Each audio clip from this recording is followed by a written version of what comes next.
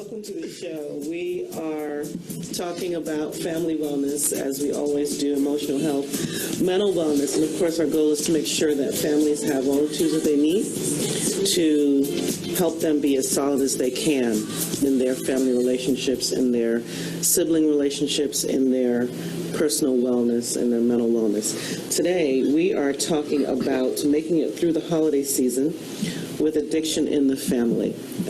We know that addiction is a long, hard road to travel for both the addict and for their loved ones as well, and especially during the holiday season when the pressures of the holidays often stem from, the desire for things to be perfect. Everybody wants everything to be great. Everybody wants everybody to be happy. That's the way things should be this time of year, and that can create a lot of pressure. They even get it, we get it from commercials. The stores are just lit up, commercials, everybody's just happy and running to the store and buying everything. They're cooking, laughing, parties, XYZ, and so all of that really creates, I think, an overwhelming urge for us to be happy, even if we're not happy, right? But that can be a major trigger as well, right, of pain for families who are dealing with a loved one who is struggling with addiction. And so we want to talk about how to deal with that today. And then the other piece on top of that, when we talk about the family, we're going to have to talk about the one who's struggling with the addiction as well, right? Because this is a very painful time for that addict as well. There can be overwhelming feelings of guilt for a lot of different reasons, which makes it just really difficult. There are a lot of barriers that can pop up for an addict trying to deal with the holiday season, for somebody in recovery trying to deal with the holiday season. And so we'll talk about that as well. So joining us in the studio today are, along with Monique and Juan. Good morning. Good morning. Good morning. Along with Monique and Juan, we have JJ Widener, who's back with us. How you doing, JJ? I'm doing well. How are you? I'm good. And JJ is let me correct me if I get this wrong. He's a licensed associate professional counselor and a licensed associate marriage and family therapist and a certified advanced alcohol and drug counselor. Yes, ma'am. And a bunch of other things. Some other stuff. A bunch of other stuff. Alphabet soup. Alphabet soup, legit. Okay, so JJ is one of these folks who I think is going to be a lifelong learner. JJ's brain is like on steroids. The amount of things that he takes in and he can learn, and I'm just amazed. I really... Well, it was underutilized for the first 30 or so years of my life. So You're catching up. I need to got a lot of work to do. And then we also have coming back Conrad Valcy. Hi, Conrad. Hey, how you doing, Doc? Good. Conrad, of course, is a licensed. So why is this important for families, for us to talk about? Why is it important for families to hear some of what we're going to talk about today? What do you think? I think it's important to learn how to protect the family system regardless of what time of year it is. Yeah. Addiction is one of those things that sort of attacks the family system. It can, it can destroy it practically, But I think with what you talked about, the additional pressure that people put on the holiday season, the emotional weight that the time of year carries, and that the memories families have before carries, can set some potentially unreasonable expectations for how things should go or how people should behave. So it can always create problems. Yeah. Conrad, how about you? I see it from a different perspective. I see it from the, as you mentioned, the sociological perspective, as in how we perceive it in our society, meaning especially with the stigma that comes along. Here's one of the questions I often ask when I do panels. When I do trainings, I'll say, what's the difference between, or major distinction between getting drunk and getting high? And most people will be like, oh, it depends on how you feel. One's a downer, and I'm like, you've never seen anybody on heroin. But the major distinction between getting drunk and getting high is really social acceptability.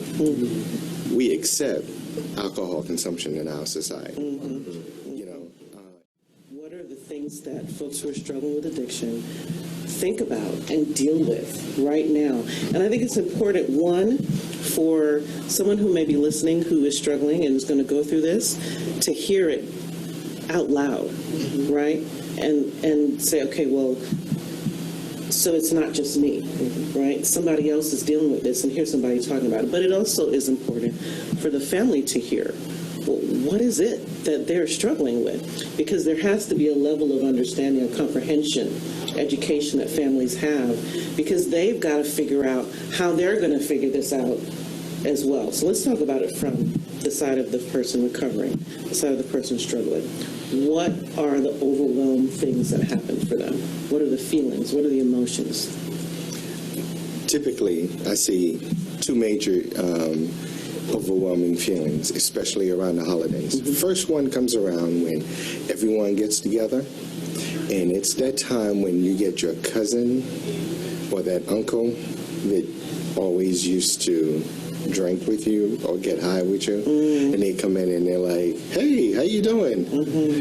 Want to check my new radio out in the garage?" In the garage, Right. parking lot. And how do you say no to Uncle Joe, who introduced you to weed 30 years ago? How do you say no to your cousin Bobby, or to nephew? How do you say no to them? Because now it's as if you are neglecting a family tradition. Then there's the other side of it.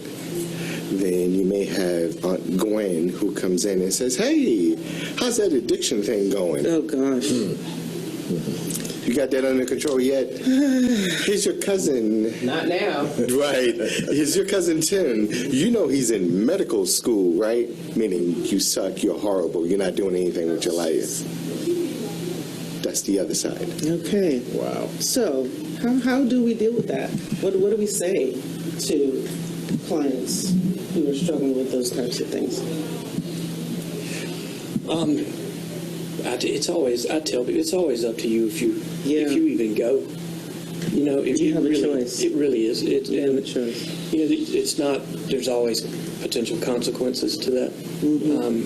There may be some fallout from missing that, but first it's you empower the client. It's your choice. You can go or not if you want to,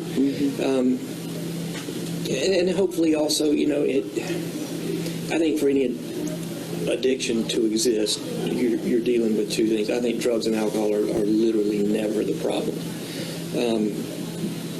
There's a couple of things in there that have to exist. One, there's a wound of some sort, and two, there's a negative self-belief that's usually shame-based running around there somewhere. So if we haven't had time to sort of dig in and unravel some of those patterns, maybe go over some ways that you can deal with the more difficult situations in the family. Then just don't go. Create a new tradition if the old one is not working. But that's hard. There's a lot of family pressure on those things. So then you're really talking about folks who are struggling at different points along that continuum. Oh, absolutely. Right? And so you have someone, like you said, who may not have done any work on the original wound, right? The reason why addiction started early on, whatever that would be, right? And so they're still just struggling with all of that, right? And then you talk about the guilt, the shame that's in there, right? That some of that may be pressed up by Aunt Millie, who said whatever she said, and all of that kind of stuff, right? And so just the ability then to deal with that guilt, right? And it's almost like a vicious circle or a cycle, right? There's the trauma, the wounding, and then the addiction to deal with the wounding, right? And then there's the guilt and the shame because I'm using and I can't get out of it. And then there's guilt and shame about that. So then you use a little more. You don't want to deal with the guilt, right? And then you go to the family gathering and all of that, and then there's the temptation to use a little more because sort of removed one coping mechanism without putting another one in its place. And I think all behavior makes sense. Yeah. Addiction makes sense. Yeah. You know, we may not be able to see exactly how, but it makes sense somehow. And you take that away, and then those wounds are sort of fresh, and Aunt Millie steps into it, and there we go. Yeah. And so it becomes a nightmare potentially for someone. Well, in addition, I would be remiss if I did not mention, we talked about the trauma, we talked about some of the issues, but let's not forget, some of the trauma may not be as pronounced today as it was 30 years ago. Sure. Because I have a lot of clients who will say, hey, you know what, I had a pretty good life. You know, I don't know exactly when this all started for me. I just started using something. Well, this is kind of like an example I use is the elementary school syndrome. If you remember the very last time you went to an elementary school, you walked inside of one. I mean, last time I walked into one about 5 years ago, I was thinking, oh my God, this is small. It was. But I remember when I first walked into it, it was huge. Huge. You know, I walked in and I was thinking to myself, who are these giants? Fifth graders. Right. You know, so today it looks really small, but back then it was huge. And like JJ said, part of it's a pattern, it's a learned behavior. So eventually, I know for me, that learned behavior, it's a process. The way that we develop this process, it's at some point, maybe when I was 2 years old, my mom, or something happened to me. I don't know what it was. I was really sad. And the first thing someone said to me is, don't cry. Don't express that emotion. You're not supposed to. You're a male. Right? Right. Instead of that, here's a cookie. Soothe it with that cookie. Soothe that with that cookie. And I'm thinking, oh, that was pretty good. And for the moment, that feeling went away. Yeah. Right. But after that, I was still sad, you know. But I remember that feeling, that initial feeling of satisfaction in taking care of the pain, you know, and addressing that issue. So then what happens the next time I feel sad again? Oh, I remember it. They told me, first thing I got to do is suppress that emotion. Right. That's the first thing I got to do. I can't express sadness or fear. Right. That's a bad one. Put it to the side. Next one, go to the cookie. Next thing you know, it becomes a habit. Right. Pretty soon, kind of like Pavlov's theories, you know, sometimes all I need to see is a cookie, and automatically I'm thinking, all those bad times, I need to soothe with a cookie. Well, substitute that cookie for any other substance. Alcohol, cocaine, nicotine, caffeine. I'm looking around the table. Right. Any last one, and this is where we get the term comfort food. Yeah. Everyone in this room right now, and probably everyone listening out there, has a different comfort food. Right. It's something that comforts us because we don't like being uncomfortable and we don't like stress. And then we develop what we now refer to as an addiction. Sure.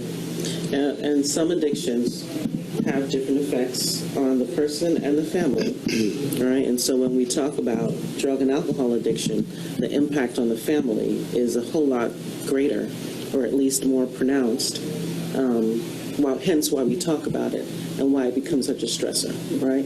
And so for families then, moving into the holidays and thinking about what's Christmas Day going to be like? What's Christmas Eve going to be like? What's this weekend going to be like?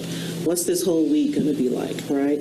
That creates a high level of stress, thinking about how am I going to manage Right. what may happen when the whole family gets together and we deal with what we normally deal with, right? That is a huge pressure, right? That thinking about mishandling it. What am I going to say? What if I say the wrong thing? What if I do the wrong thing? right? And so that becomes what family members potentially are trying to figure out as they're leading up to it. Do I even want to go? Am I going to dread it? Right? Are we going to blow up into a fight? Is this going to happen? Is that going to happen? Who's going to say what? Right? Is my loved one going to drink too much? Is my loved one going to be high? Just all of that kind of stuff, right? And so what do families do? What should families do? My first thought is probably just, let's talk about that beforehand. Let's talk about all of that, right? Right. Yeah. So I was wondering, is it your recommendation dealing with people who suffer from alcohol or drug addiction to, before going to the family function and putting themselves back in harm's way because the wounds haven't been healed, would you recommend they go and do intense therapy prior, like once they stop drinking or doing the drugs, do intense therapy before you try to go back into a family reunion or a Christmas dinner with the family? Because like you said, if you're not drinking or doing drugs to cover and mask the wounds, you're setting yourself up to fail, in my opinion. You know what I'm saying? Do you guys recommend, like, what do you think? I think you just said it right there. Those who fail to plan to fail. If you're walking into a hostile situation, you want to be ready. Yeah. This morning, we all walked in here, but we were all professionally planning what it is that we were going to do. Right. So if I'm walking into a situation that I know can present some life-threatening events, if I'm not planning for that, then I'm planning to actually, this is what I refer to being on the cusp, predicting a relapse. You know, because it happens just that quick. So often with the clients I work with, and I say, how close are you to a relapse? It's like, no, it's been years. And I'm like, from what I understand from the guys who've been in the field a long time, suffering, they're like this close. And I'm talking about just a hairline, 2 fingers together, because a relapse happens like that. So if you're not planning to address it beforehand, then you're planning for the relapse to happen. You're just waiting for the action to take place. So that makes me think of something. We're going to take a break and we can come back and we can continue. In family planning and then the individual struggling with addiction planning. Right? Those are 2 separate plannings that will work together. So we want to talk about them. Well, what do I do?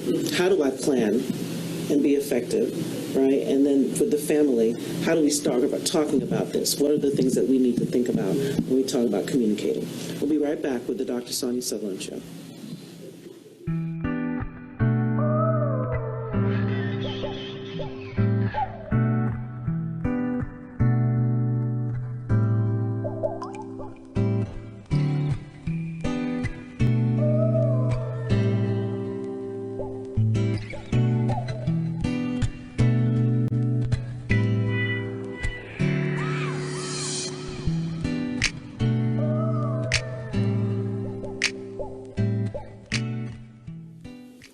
Hey everybody, welcome back to the Dr. Sonia Sutherland Show. We were talking during the break just around what someone who may be struggling with addiction or is in recovery can do if they plan to engage during the holidays with family, with coworkers, wherever it is that they may be, right? And so one of the things that we talked about was just maybe the idea of planning your own toolkit.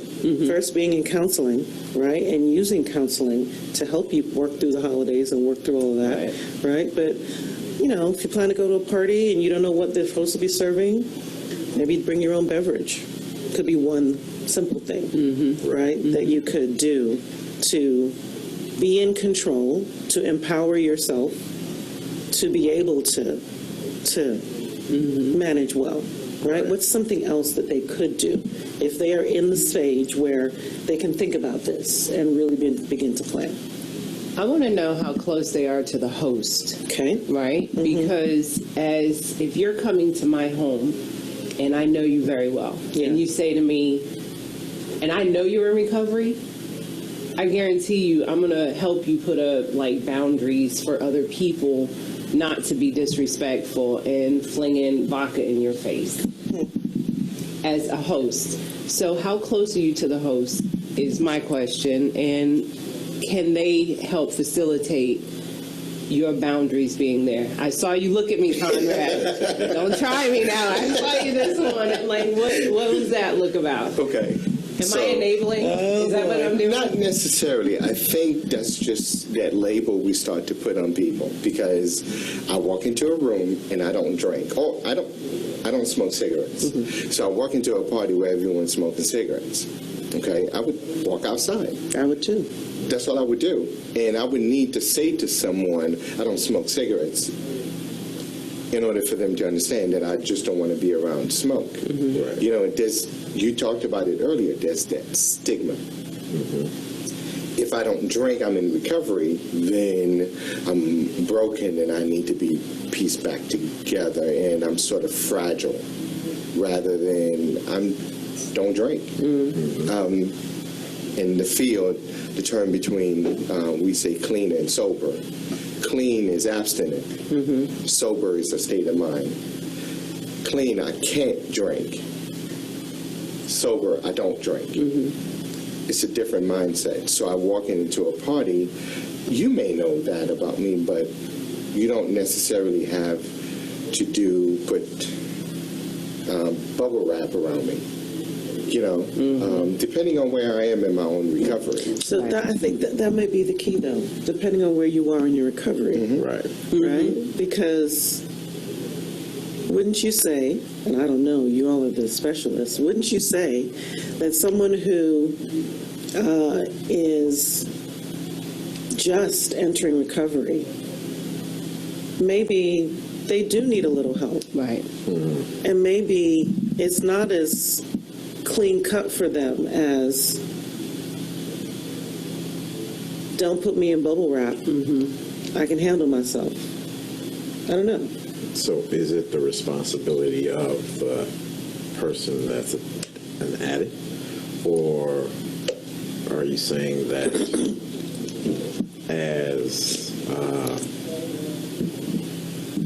friends or co-workers of that addict, we should have some responsibility in that addict's recovery? To me, I think more so the responsibility lies on that individual than with trying to put it on anyone else. What about collaborative responsibility, depending on where you are? I mean, there's some settings where that won't be the case. In some settings, it is all on the individual. Right. But in other settings, it could be collaboratively approached. It takes a village. It does. Yeah. It does. You know, and it really does, Yeah. because I'm sitting here and I know people on both sides of the spectrum. Yeah. I have a very good friend, 10 years in, clean, can walk into a bar and not even be moved. And I know some who are 30 days in. And as an accountability partner to this person, I'm watching because I know how important it is, and I know the struggle. I used to smoke. I smoked for 20 years, and it was hard. I promise you, you'd light up, and I'd be like, oh, well, maybe I should be lighting up too, you know, and then I'd have a friend say, no, you're not smoking. We need to be that village, you know, around. If they're not that strong, it's like a young babe in Christ. It's no different to me. We take them in. Why should I not take in someone who's struggling? So then what's the difference between helping somebody be accountable and hovering creating more stress, because it's like they're watching you to see if you're going to slip? Where's the line? There's a line. Absolutely. Where's the line? And does it differ? And support is always okay. Yeah. Okay. Believing that you can in some way manage that behavior, control that behavior, and thus attempt to take responsibility for some of that behavior is never going to work. You know, it's always fine to be supported, but people have to navigate the world. The world is the world. Yeah. Right. And eventually you're going to have to learn to navigate that By yourself. right, because you can't control Right. Yeah. where you're going to be. Yeah. You know, so Yeah. a big part of this with me is learning self-awareness. You have to learn, and not just, but I mean a real somatic awareness of what these things bring up in you and making good choices, because it's, I think unfortunately today we've sort of been pigeonholed into these few largely accepted ideas of what addiction therapy is. And everyone got here through a different way, and everyone's going to get out through a different way, and it doesn't have to look like this or look like that. It has to be what's going to work for you. But the one thing I tell people over and over is you need to choose wisely, because these decisions won't just necessarily impact it's not just going to be, like a lot of people, a hangover the next day. You know, that hangover could easily turn into everything again. So, you know, just paying attention to those things is as important as anything you can do. And that is part of what you talk about in therapy. How do I learn myself so that I'm aware, so that I'm educated about myself more than my mom can be, more than my dad can be, or my sister can be, or my friend can be. Right? Yeah, regardless, the triggers are going to be there. They're going to be at that family outing, even if there's no drugs or alcohol. Guaranteed, the triggers are still going to be there. So, you know, and whether or not it's actually at the gathering or not, it's never far away. You know? I like what you said when you said self-awareness, because you're not going to always have that accountability partner with you, and self-awareness plays a big role in an addict's life. And so if I have self-awareness, or increasing self-awareness, and I know what my triggers are, you're saying that I then plan to know when I feel triggered, here's what I need to do. Right. These are my steps. Which are, it's funny you said steps, because the recovery process, I tell clients, it's multifaceted. You got to work with a professional counselor. You got to work with a sponsor, and you got to have a recovery network. Okay, 5 people, at least 5 that you can call at any moment and say, "Hey, I'm struggling. Right. This is what I'm going through." Because relapse, the term relapse, one of the definitions, it's a 3-part process. It just starts with a thought, ends with the action, but in between is planning. You know, and when that happens, if I walk into a party and I know Monique is there and she's going to hold me down, okay, but do I have that thought before I even walk in, before I even see Monique? So now I'm placing the responsibility on Monique to keep me from relapsing. Right. That's what JJ is talking about. Or else I can walk into a random place and there are drinks all over the place. Am I preparing myself? Right. And how do I, the question is, what do we do? Step by step. Although the 12 steps are not clinical in nature, but they work. They're best practices. And step 1 clearly states, if you are accepting and you're admitting and you are aware that you have a problem, only you know you have a problem. If you don't have a problem, there's nothing to solve. So if you walk into the party and I don't have a problem with drinking, nothing Monique says, nothing that I really say is going to keep me from engaging and consuming whatever substance. But if I do have a problem and I walk in and I'm like, I need to be fully aware, like JJ said, now I'm aware.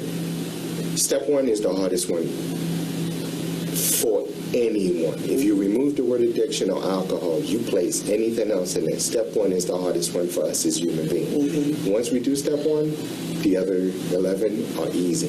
Fall right in line. They fall right in line.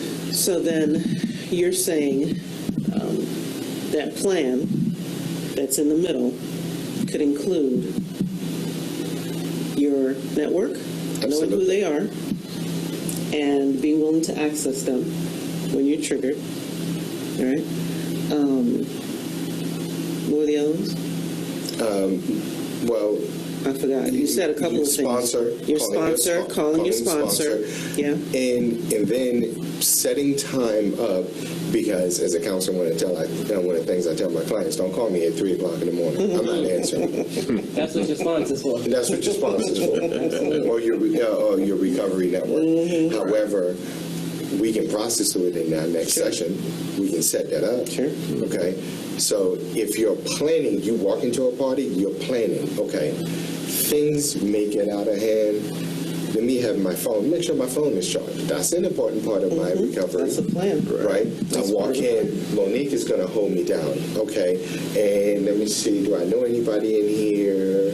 No, I don't know anybody in here who's going to trigger me. So I'm in a place I could be triggered, but I don't see anybody else, people, places, and things. But these people are not going to trigger me, and Monique is going to hold me down. I'm good. Something happens, hey, before I leave, before I go see Monique at her party, listen, JJ, Sonia, Juan, I'm going to this party. In case I call you, one of y'all pick up the phone, please. Right. That's a plan. That's a part of your plan. That's me planning That's part of your plan. not to use, and me planning to have a good time and walking out without using it again. That's the plan, because I know I have an issue. Yeah. But if I walk in and I'm like, oh, it's just Monique, she's going to hold me down, Yep. I can always get mad. You didn't hold me down. Right. Yeah. There you go. So now we're talking about what folks can do to be able to make sure that they can do everything they can to maintain control, maintain their sobriety, and engage in the holiday season, right? If you're going away, my thought is if I'm going to be out of town, maybe I scope out and know where the AA meetings are or where the NA meetings are. So if I need to go, I already know where I'm going, when they are, and that's maybe part of my plan. Yeah. While you're saying that, I would be remiss if I don't say that. Speaking about meetings, especially around this time, as a therapist, I start planning for the holidays first week of October. Because the first real holiday for most people is not Thanksgiving, it's Halloween. Yeah. If you are clean, you're newly clean and sober in the latter part of the year, you may not have ever been clean for Halloween to go trick-or-treating with your kids. It's a huge issue. You know, a lot of big crowds, you're walking around, you're engaging, so we start preparing then. But when you said meetings, they are 24-hour meetings, especially around this time, meaning at any time of the day or night. So we were talking just around what families can begin to talk about as they plan for the holiday season. We covered how folks who are struggling with addiction and are in recovery can begin to plan themselves, how to engage well, and how to protect themselves and how to manage through triggers. But what about families? What should they begin to communicate about as they begin to plan? My first thought is just setting realistic expectations, right? They shouldn't. Is it easy for families to kind of want to believe that because it's Christmas, everything's going to be okay for just that one day? It can just... Depends on where they are in the process. Okay. Okay. Say more about that. You know, I think it is initially people want to believe that. They want their family member to be included in everything.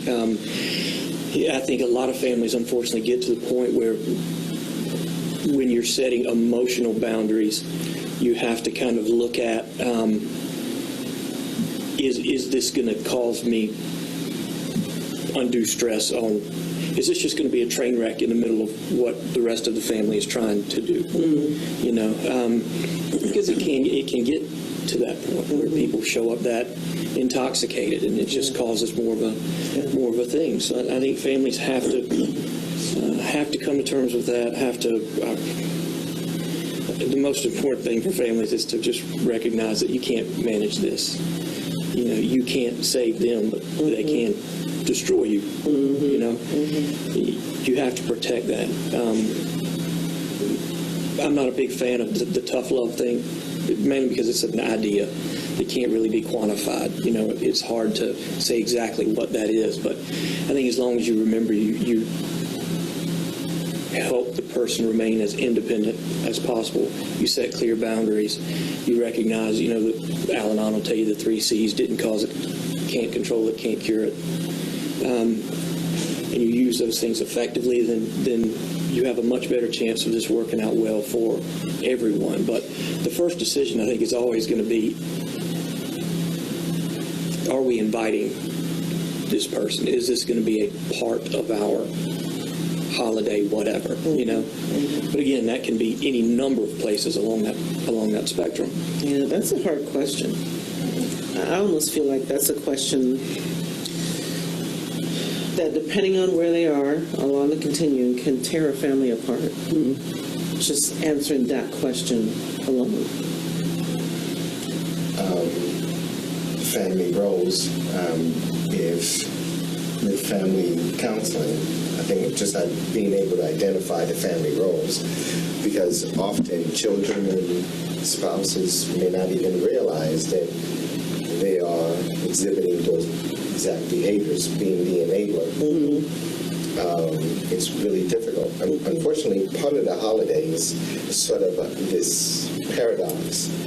We remember, at least in our society, as children. I know I remember what it was like on Christmas morning when I walked into the room and my family members were there. It really wasn't the present, to be honest with you. I think because we're social beings, I think it was just the idea of belonging somewhere. I'm my brother's brother, I'm my sister's brother, I'm my mom's son, you know, so on and so forth. So I belong somewhere. It was a place for me. And so I want to recreate that moment.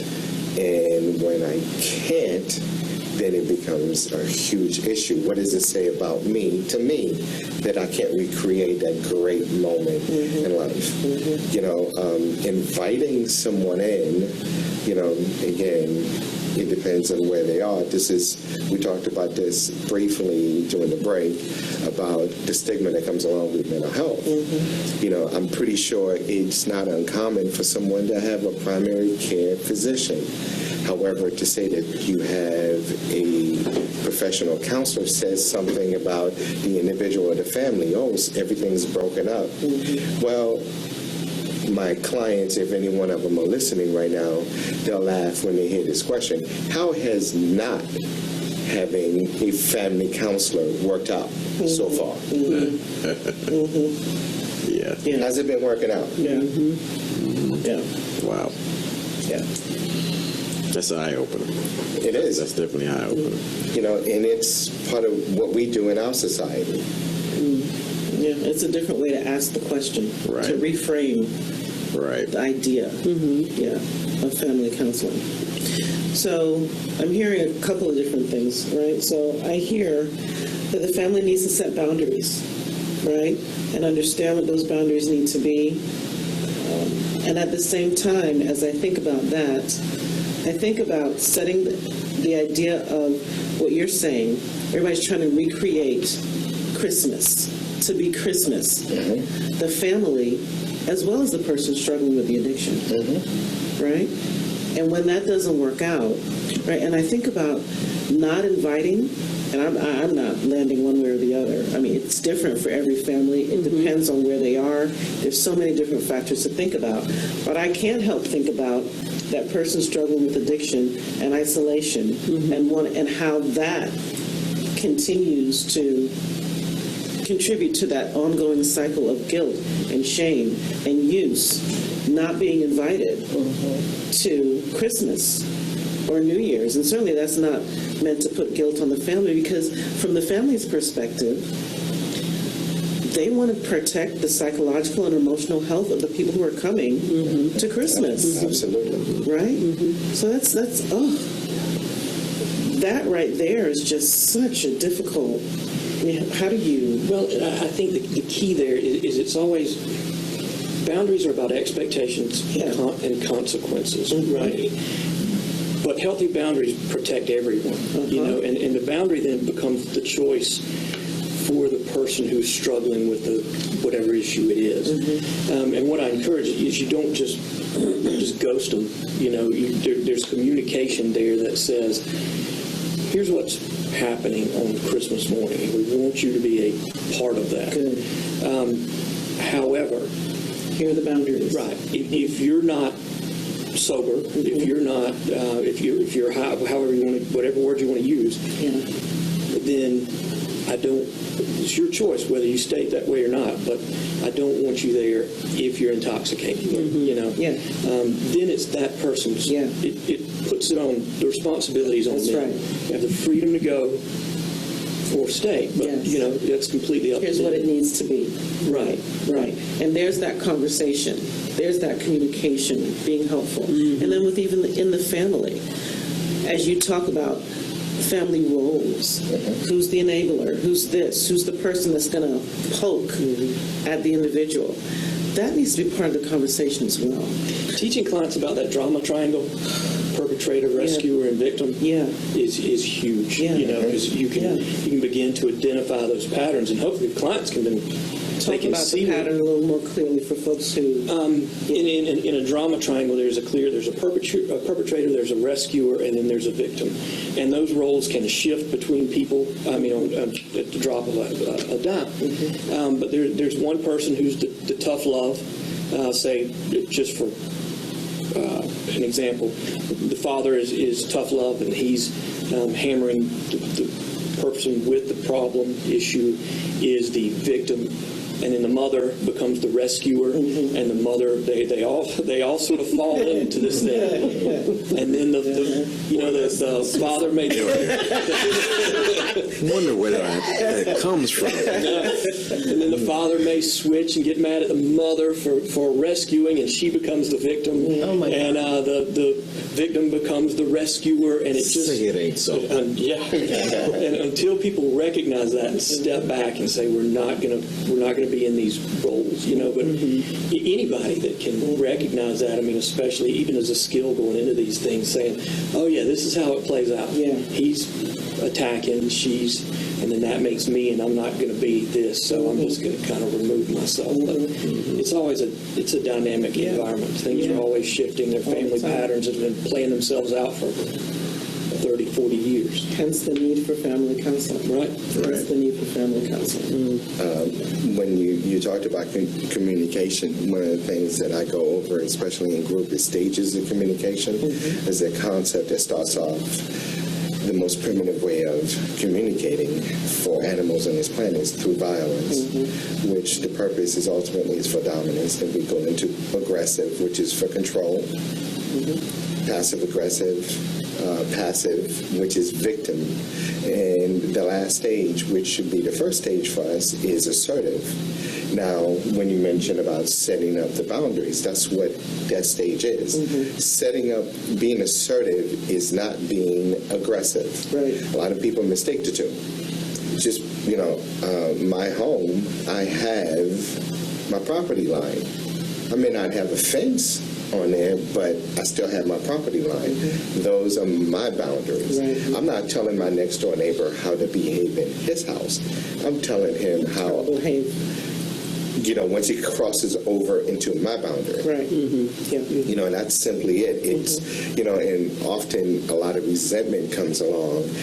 And resentment, and one of the scenarios I have for resentment is my next door neighbor is cooking all types of meats and fish and seafood and takes his trash and puts it over in my property.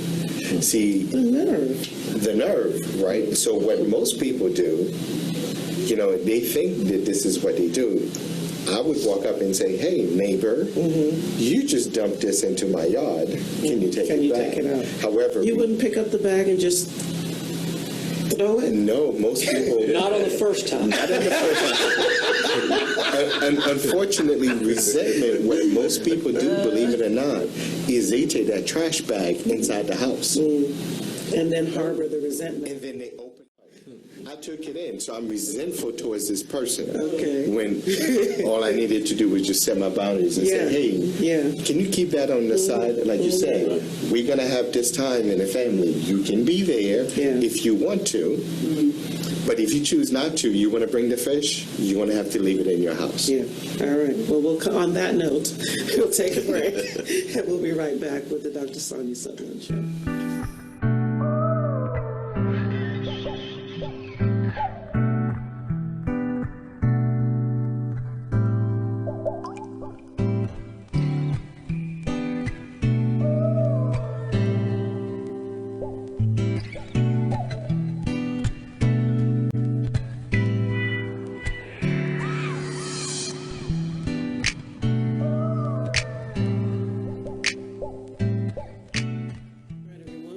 To the Dr. Sonia Sutherland Show. So we ended the last segment talking about how families can set boundaries effectively for being able to provide an option, an opportunity for all family members to be together safely and in a healthy way, but at the same time make sure that boundaries that are helpful for the nuclear family are maintained, such as if you come, you need to be sober. All right? And then, I think the ending piece of that we didn't quite mention but was inherent in what you were saying is when you set those boundaries, follow through with the consequences if you need to follow through with the consequences. Otherwise, you're just enabling at the end of the day. Absolutely. You've set a very dangerous precedent. Yeah. Because for someone who has their priorities reorganized by... To some degree, family members have to know that the person is going to come as they are. And that may not be jovial. That may not be smiling all day long. That may not be any of that. Right? But if there is a family need for everything to be okay, and that looks like that person smiling all day and being jovial and whatever else it might be, that may be an unrealistic expectation. That's lack of education on substance abuse. Most people don't understand the fact that once substance abuse or substance is introduced to the brain, it starts changing physiologically. It starts changing the brain. Yes. So the expectation that this person is different, you're right, they are different. And I've heard there's been some arguments with some of my clients about life after using, and some people say, I can't wait to get my old life back, and others are like, well, I'm never going to get my old life back. I got a new life. It's a different life. And so when that member comes in, that family member comes in, meet them where they are. Remove some of the stress, some of the stigma, and just acknowledge who they are. I mean, if Cousin Joe, Auntie Pam, whomever comes in, this is where they are, just meet them where they are. If they feel uncomfortable, just acknowledge they may feel uncomfortable. It's okay to say, I know you're uncomfortable, but I'm glad you're here. And let me know if this is too much for you and you just need to back away. That's not unusual. These unrealistic expectations placed on individuals to behave a certain way. Go ahead and ask me what I did 30 years ago, 40 years ago, and expect me to act the same way. 9 times out of 10, I won't. You ask someone who's suffering with an addiction to do something that he did 5 years ago. They may not be at that place where they can. So just meet them where they are, accept them for who they are. Ironically, on my way to the studio this morning, I was listening to something on the radio about a pastor who's talking about when they meet people out in the streets and they say, I want to come to your church, but what can I wear? He's like, how ironic is that? for you to be coming to a house of worship where you're going to meet God, you got to be in a certain way. Like, if you don't dress this way, you don't dress that way, then you cannot be here. Right. How about you just show up just the way you are? Right. Because that's just who you are right now, and you can see the transformation. You know, that's my take on it. Just meet the individual where they are. That unconditional positive regard. Yeah. Yeah. And if they're unhappy or struggling, then they're unhappy or struggling. And then the question is, how can I help you? And listen. And then just listen. Yeah. And that's a huge thing. Just listening. Without judgment. Just being there. Being available. And that's a hard thing. Because I can imagine as a mom how difficult it might be for me to see my child struggling and not want to fix it. I'm a fixer. I'm a fixer. Me too. Yeah. Right? I'm realizing from this conversation, I'm very much an enabler. Yeah. I would be the one that wants to fix it. So, And we can't fix it. no. This can't be fixed. It's not on us to fix anything. Right? But what is that bringing up? That's bringing up personal feelings of inadequacy. That's bringing up my own stuff as a mother. You have to be able to separate that And stuff. I got to be able to separate that stuff. Right? That becomes really critical for family members to be able to do in order to really, truly provide healthy support for that individual, as opposed to now that individual being the brunt of you feeling the way you feel, and now you've got to take that out on them to fix that. You need to get better. You need to smile so that I can be happy and I can feel better about myself. That's a very real thing to be aware of.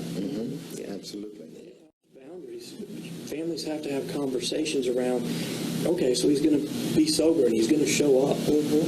What are we going to do to create an environment that makes that person want to be here, that doesn't just recreate this chaos, without his ability to drink, you know? So everyone has a part in that. And again, the family therapy, identifying those patterns that you go back and forth with are huge, because these things don't occur in a vacuum. And you know, those 3 C's I talked about earlier, everyone is always responsible, accountable for their own choices, because there are many people in all sorts of environments that don't make those choices. But you know, the first C didn't cause it. That's an assumption a lot of times, because a lot of families really do some things that can help grow addiction. You know, maybe not necessarily cause it, but there's a strong enough correlation there that we can draw some pretty good lines. You know, so everybody has a part in this. I think step 1 says, and our lives have become unmanageable. Well, if you can manage with the assurance of acquiring the skills to manage through life's problems, will give you a sense of peace. Acquiring the skills to manage through life's problems will give you a sense of peace. Absolutely. I mean, I know I can't resolve this. Best I can do is manage through it. My child is in crisis, and I don't know what to do about it, but I can manage through those problems. You know, that's the best that I can do. I can't fix it. Can't cure it. Right? I didn't cause it. Or maybe I did. So what do? Best thing I can do is just to manage through life's problems, and the more management skills that I acquire, the calmer I get. You hear athletes will tell you at the highest level of the game that the game slows down for them. It's not because they're moving slower, they're moving faster, but they've acquired those skills to manage through these little issues that's been happening. And for a lot of family members, they're like, well, what do? I don't know what to do. I don't know what to say. There's no reasonable way of addressing this.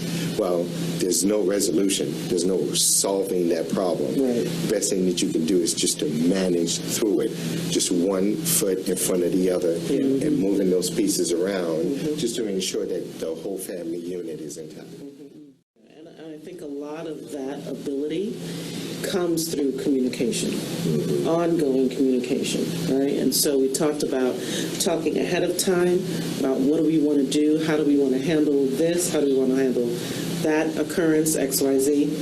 Then there's talking maybe with that person just about what will make you comfortable, what might trigger you, right? And having those conversations, right? And sometimes those are hard because if folks don't really want to hear, depending on where they are, if folks don't really want to hear, well, okay, then that's the conversation to have. That's good to know that folks don't want to hear, because it gives that person struggling information about how safe it may or may not be to be in that space on that day. So that may be good information, right? What types of things would trigger cravings? Do family members connect with sponsors? I don't recommend so. Yeah. I think that's a relationship between the sponsor and the sponsee. With cravings, there are, and speaking of triggers, this is strictly substance abuse. There are traditional and non-traditional triggers. The traditional triggers, the places, the people, the things that you've done may be traditional. For everyone else who suffer with an addiction, the non-traditional triggers are really specific to them. I had one client where toilet paper was a huge trigger for her, especially in a public bathroom. Wow. Now, again, for most other people, not an issue. Right. For her, it was. So walking into a bathroom was traumatic for her, because it would trigger her, especially the public bathroom, because of how she used to use drugs. Yeah. So all of those, again, I think you used the word, which is one of my favorite words in counseling, awareness. Are you aware that that's a problem? Once you're aware, you admit it, you can accept it, now you can work on it. If you're not aware, you don't admit it, you don't accept it, you don't have a problem. It's not an issue. So for family members, they may not even realize that something is an actual trigger. You don't know why Aunt June or Cousin Joe reacted this way. Sometimes it's best to just take a step back and allow the event to play out and let them come back to you. They're not going to fall down. Just allow the moment to happen, because we're so afraid of losing them that we want to control every part of, every aspect of, the interaction. And we can't. Yeah, we cannot. And we can't. All right, so we're going to take a break, and we'll be right back with the Dr. Sonia Sutherland Show.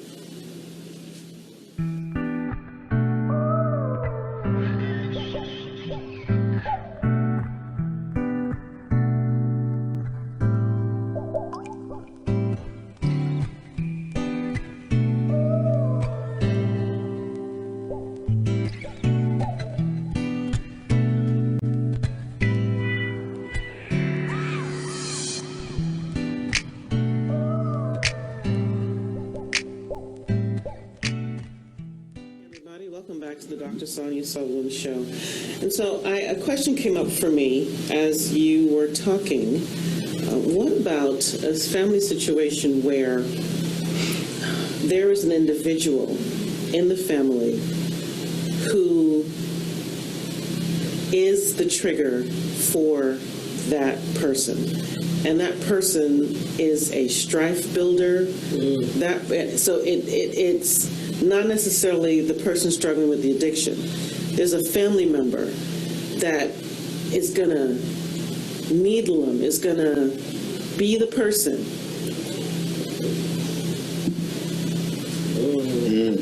They're probably that way with everybody in the family. Yep. Yeah. It's funny, that's exactly what I was thinking. I learned this concept referred to as parallel relationships. The way you react to one person is often how you react to others. And what do? Sometimes the This is being recorded. Just don't give us that. We can work in code over here. Right. What I found is even communication at some point. At one time, I found that I was 100% open in disclosing, and it came back and bit me. Then I toned it down to 50%. Came back and bit me. Now tone it down to like 10%. But it's kind of difficult to interact at 10%, right? And so I dialed it up to 12%, and it came back and bit me. So it's sort of a chore. I had to literally talk my way through the interactions going forward, and I had to prepare. I had to plan. You're looking at me. Yeah, it's exhausting. I don't want to be in situations like, and I'm just going to be honest with you. If I can't be who I truly am and authentic with you, and it continues to come back, then I have to make a conscious decision. Is this someone I really want to deal with and tolerate? So, yes, we all have that one in the family that will rub us the wrong way, and they rub everybody the wrong way. Do I want to put myself in a situation where I'm going to constantly have to tone who I am down and not be true to who I am? That's a problem. But I see it from a different perspective. Okay. So I agree. And at the same time, if I'm the person struggling with the addiction, I don't want to have to be the one to have to tone myself down all the time to accommodate for this person who should be the one toning themselves down Right. and dialing them down themselves down to a 10. Right. As a family, now if I'm the matriarch of the family and I see this dynamic, then my question to myself is, do I have a responsibility? If I see this and I'm going to disinvite somebody, I'm going to set boundaries for you, but I need to set boundaries for that person too. Right. Right? If I'm really going to create an environment where it's safe for this person, because it's not just boundaries that we set for them, it is us setting boundaries to make sure that the environment we create is safe, then I gotta deal with brother man over here. Right? Or sister girl over there to make sure as best I can. And then if I want to kick somebody out, well, maybe I'm kicking sister girl out and not the person struggling. Right. Because they're trying to, Yeah, absolutely. and so we have to really think through what really are the dynamics that are running through this family that contribute to what's happening for this particular person, even while they are being responsible for what they are needing to be responsible for. Again, the benefit of family therapy sort of thing, because it's asking families to be able to recognize that the person, say, who is drinking too much is just in reality the identified patient. He's the symptom bearer for this whole system. Most families I've found just don't pick up on that, and this is the problem, and the person themselves have a lot of times pick up too on how am I the problem? I guess I'm the problem because I'm sitting here with a therapist, but all this other stuff, that's just okay. And it's nobody's saying anything about it. Nobody's addressing absolutely any of that. Absolutely. It's probably been going on that way their entire life. Yes. So it's, again, you're exactly right, but it is rare you see anybody think into it that much. I used to show up at family functions, and there was one guy who used to always, "Where's it at? Where's it at?" And I knew, but it wasn't one of those things I wanted to really get into right then. It's Christmas. It's in the trunk. Would you like me to go get it?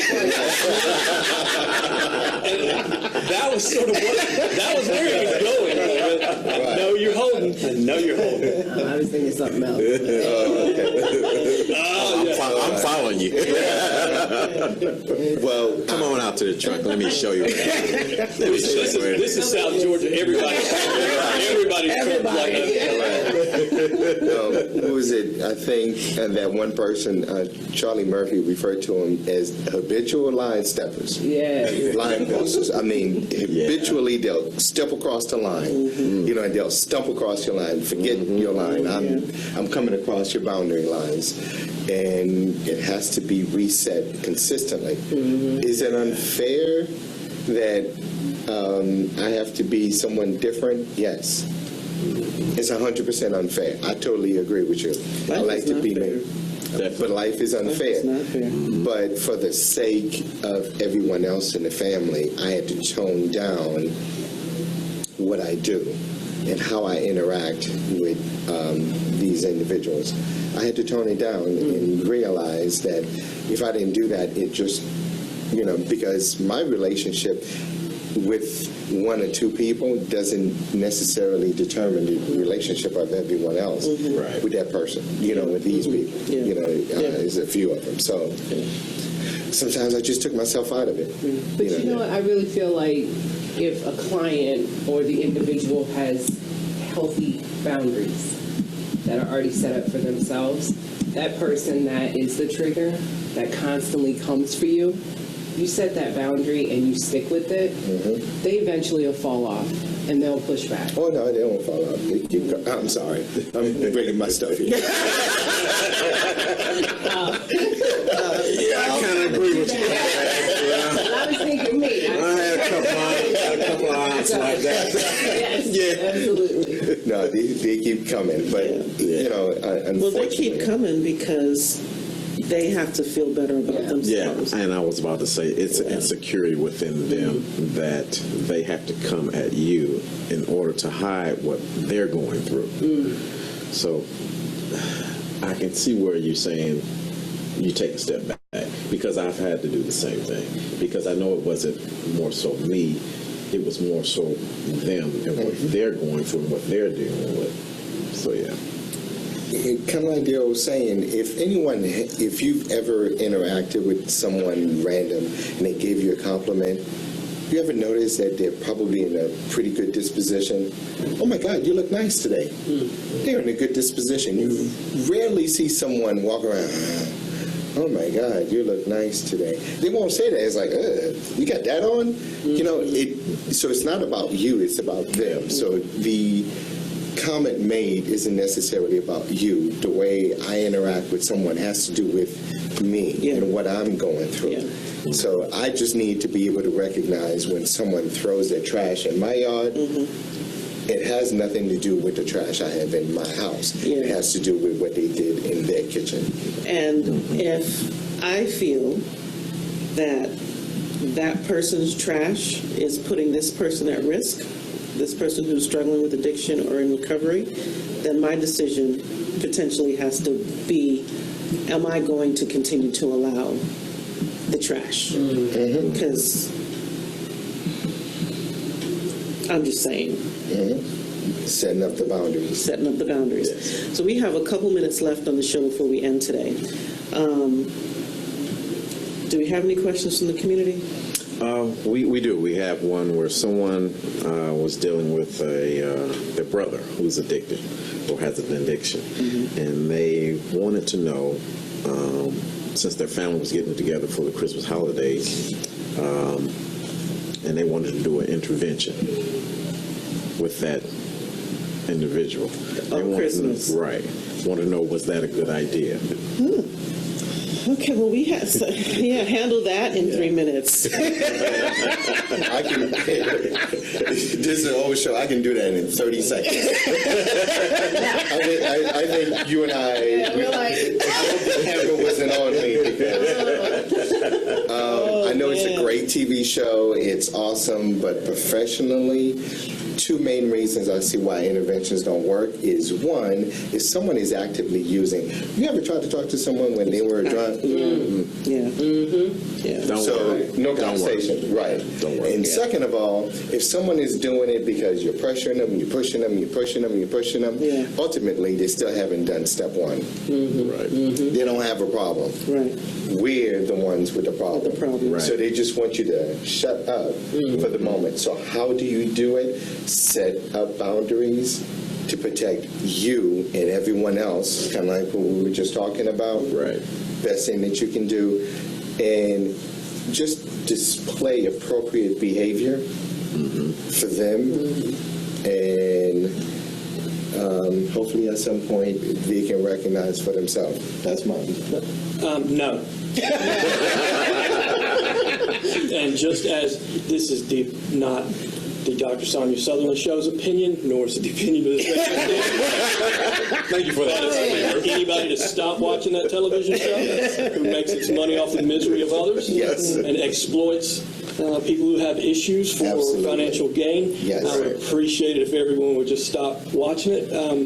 Those types of interventions are rarely effective. I mean, Yes. from a research-based standpoint, Absolutely. they are not effective, but they do make for good television. Great television. Yeah. Exactly, and that's exactly what it is. Great. Families should remember you're playing the long game. There's no short-term solution for this. Right. You can't Exactly. you can't push a square peg into a round hole. Not at all. You let life develop. You let Right. people make their own choices. You let natural consequences There you occur. go. Yes. And honestly, that's the best way to enact long-term change. Yeah. You have to allow them to. So as we wrap up the show, I think one of the final things to probably say is if you have a family member who is with you for Christmas, for the holidays, and they do relapse while they're with you, right? It becomes really important, I would think, to don't do the blame game, don't do, I knew this was going to happen, none of that. You now are in a position where you need to get them help. And so Right. you don't ignore it, don't avoid it, don't go crazy, it's not the end of the world. Either talk to them about whether or not they need to go to rehab, or talk to them about whether they need to contact their sponsor to know what the next step is, or Go to a meeting. go to a meeting. Go to a meeting. Go to a meeting. I would be remiss if I did not mention this. I was looking at my bracelet.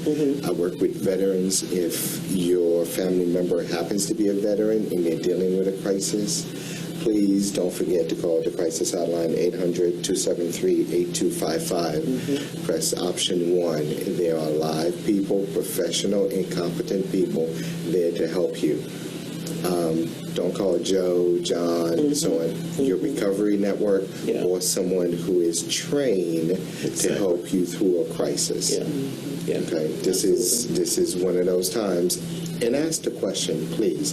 I don't know whether or not we talked about this in the last segment. If someone is feeling suicidal, We did not talk about in the last segment. okay, if you don't mind, Yeah. just ask the question and refer them to 911, or if they're veterans, to crisis hotline. Crisis hotline. You just want to know.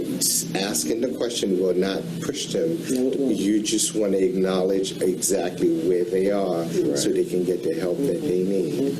And just asking, sometimes that brings them back into Absolutely. reality. Yes. So definitely ask. And for families as well as for folks struggling with addiction, self-care, sleep. Yes. It's a lot of pressure, it's a lot of stress during holidays. Just take care of yourself so that when you are all together, you're not so tired and so overwhelmed that you can't begin to create that environment and you can't manage through whatever may come up on that day.